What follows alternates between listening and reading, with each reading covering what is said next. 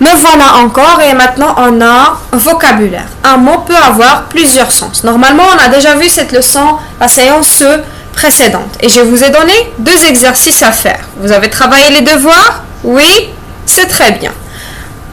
Avant de passer à la correction, j'aimerais bien vous faire un petit rappel. Alors, quand un mot a plusieurs sens, c'est le reste de la phrase qui m'aide à comprendre son sens. Donc, qu'est-ce que je dois faire? Je dois lire la phrase pour comprendre le sens du mot, ou bien le vérifier dans un dictionnaire. Maintenant, on passe à la correction. Vous allez prendre vos cahiers d'activité et aller à la page 86. C'est bon? Vous êtes prêts? C'est très bien. Alors, pour le premier exercice, après chaque phrase, j'indique le numéro de la définition qui correspond au sens du mot en gras. Alors, on a la première définition et les 2 premières phrases A et B en vert. On a le verbe retenir. Retenir, c'est rattraper pour empêcher de tomber. Camille a retenu Pierre qui avait glissé. Le deuxième sens. Retenir quelque chose, c'est s'en souvenir, le garder dans sa mémoire. Paul retient les numéros de téléphone de tous ses amis. Et comme je viens de dire, on a 2 phrases. Alors, la première phrase. Jules a du mal à retenir ses leçons. C'est quel sens? C'est le premier ou le deuxième sens du mot retenir? C'est le deuxième sens. C'est très bien. Pour la deuxième phrase. Maëva a réussi à retenir son petit frère qui allait tomber de vélo. C'est toujours le verbe retenir et c'est le premier sens. C'est très bien. On passe à la deuxième définition. Sortie. Nom féminin. La sortie, c'est l'endroit par où l'on sort de quelque part. La sortie est au fond du couloir. Où est la sortie de secours du cinéma? Tu peux dire aussi issue. Le contraire de sortie, c'est entrée.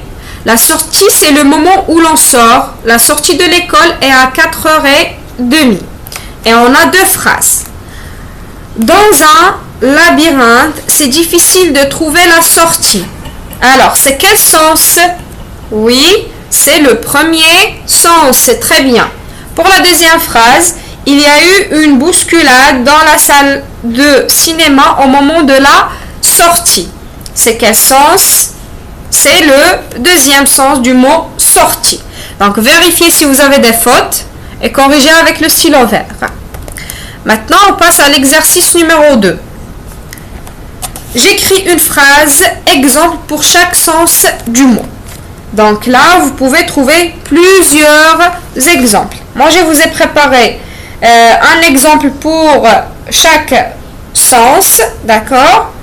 Vous pouvez les noter quand vous pouvez garder les exemples que vous avez trouvés. Alors, pour le premier sens, un passage, c'est un endroit étroit par où l'on peut passer. Moi, j'ai trouvé le plus grand ennui du voyage en Islande est le passage des rivières. Pour le deuxième sens, un passage, c'est un extrait, une petite partie d'un livre, d'une chanson, d'une musique, d'un film. Et moi, j'ai aimé ce passage du roman. Donc, comme je viens de dire, vous pouvez prendre les exemples que je viens de donner quand vous pouvez garder les exemples que vous avez trouvés.